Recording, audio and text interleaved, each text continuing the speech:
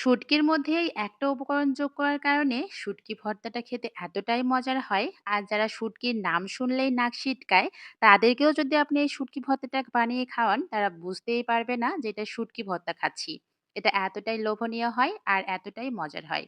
আজকের পর্বে আমি আমার মায়ের হাতের শুটকি দিয়ে মজাদার শুটকি ভর্তা বানিয়ে আপনাদেরকে দেখাবো। প্রথমে কড়াইয়ের মধ্যে আমি তেল দিয়েছি। তেলের মধ্যে ২ টা শুকনা মরিচ আর ৩ টা কাঁচামরিচ কিছুক্ষণ ভেজে নিয়ে দিয়ে দিচ্ছি পেঁয়াজ কুচি আর রসুন। যেকোনো শুটকি ভর্তায় পেঁয়াজ আর রসুনের পরিমাণটা যত বাড়িয়ে দিবেন, শুটকি ভর্তাটা খেতে ততটাই মজার হবে। পেঁয়াজ রসুনগুলো ভালো করে ভেজে নিতে হবে। মোটামুটি ৩ থেকে ৪ মিনিট একদম হাই হিটে ভেজে নিয়েছি। এরপরে দিয়ে দিচ্ছি আমি শুটকি। এই শুটকিগুলো আমার মা হাতে তৈরি করে আমাকে পাঠিয়েছেন। এখানে পাঁচমিশালি শুটকি আমি ব্যবহার করছি। তবে যেকোনো এক রকমের শুটকি দিয়েও কিন্তু এই শুটকি ভর্তাটা বানিয়ে নিতে পারবেন। আর একদম কোনো প্রকার পানি ছাড়াই কিন্তু ভালো করে ভেজে নিতে হবে। একদম মুচমুচে করে।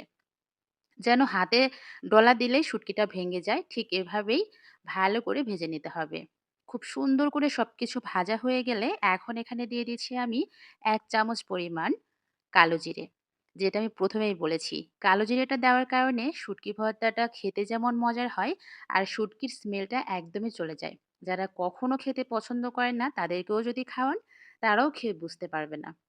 ১ থেকে ২ মিনিটের মতো ভেজে নিয়েছি। এর বেশি কিন্তু ভাজা যাবে না। কালো জিরাটা পুড়ে গেলে তখন ভর্তাটা তিতা লাগবে আর তখন ভর্তার স্বাদ একদমই নষ্ট হয়ে যাবে।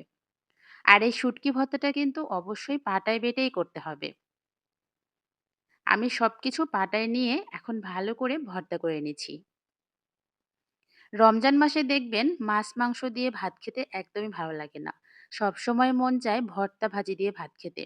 এই শুটকি ভর্তাটা এতটাই মজার, আমার বাসায় আমি করার পরে সবাই শুধু এই ভর্তা দিয়েই ভাত খেতে চাচ্ছিল। যদিও এই কাজটা পাটায় বেটে করা একটু কঠিন হয়, তবে খেতে কিন্তু ভীষণ মজার। তাই এতটুকু কষ্ট তো করতেই হবে। ভালো করে আমি বেটে নিলাম। আর এই শুটকি ভর্তাটা একদম মিহি করব না। হালকা একটু পেঁয়াজ রসুন যেন দেখা যায় এরকমভাবে বেটে নিতে হবে।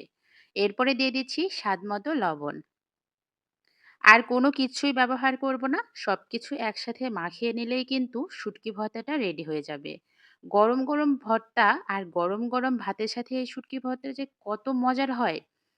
যারা এখনো একদিনও বাসায় ট্রাই করেন নাই, অবশ্যই বাসায় একদিন ট্রাই করবেন আর আমাকে কমেন্টস করে জানাবেন এই শুটকি ভর্তার রেসিপি আপনাদের কাছে কেমন লাগলো। Thanks for watching. আল্লাহ হাফেজ।